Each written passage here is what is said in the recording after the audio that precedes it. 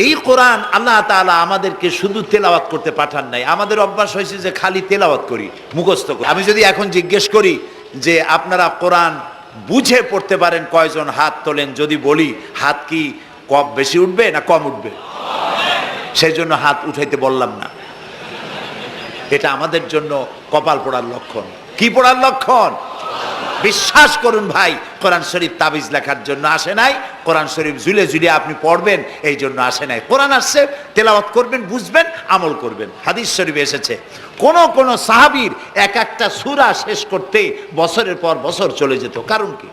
কারণ হলো তারা এক একটা আয়াত পড়তেন, বুঝতেন, বাস্তব জীবনে আমল করতেন, আরেকটা আয়াত পড়তেন, বুঝতেন, আমল করতেন, তারপরে আবার আরেকটা পড়তেন, আমল করতেন। এভাবে করে সাহাবীরা কোরআন পড়তেন, বুঝতেন, আমল করতেন। ফলে এই সাহাবীরা যখন বিয়ে শাদী করতেন, সাহাবীরা যখন ব্যবসা বাণিজ্য করতেন, সাহাবীরা যখন কেনা বেচা করতেন, পারিবারিক জীবন যাপন করতেন, হাঁটাচলা করতেন, তখন মানুষেরা বুঝতে পারত, অনুভব করতে পারত যেন জীবন্ত কোরআন শরীফ চলাফেরা করছে।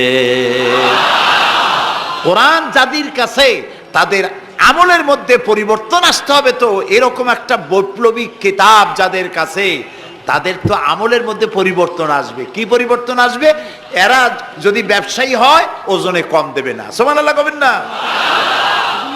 আর এখন আমরা যা করি সুবহানাল্লাহ থুইয়া খালি নাউজুবিল্লাহ কওয়া দরকার। ঠিক কিনা ভাই? মুসলমানের চাইতে এত ওজনে কম দেওয়ার লোক আর আছে কিনা সন্দেহ।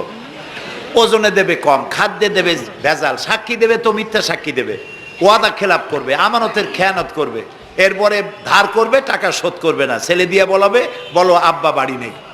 এখন সে যাইয়া যে টাকা চাইতে আসছে তারা বলে যে আব্বা বলছেন আব্বা নাকি বাড়ি নেই। বুঝতে পারছেন কথা? এই হলো মুসলমান। নাউজুবিল্লাহ কোন।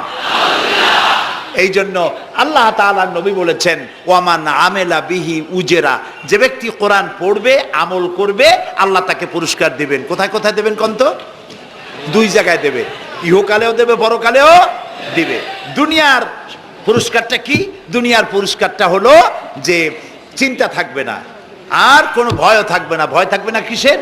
ভয় থাকবে না যেই সমাজে কোরআন মানা হবে, যেই সমাজের আইনের উৎস হবে কোরআন, ওই সমাজের মধ্যে চুরি, ডাকাতি, জেনা, ব্যভিচার, হত্যা, ধর্ষণ থাকবে না।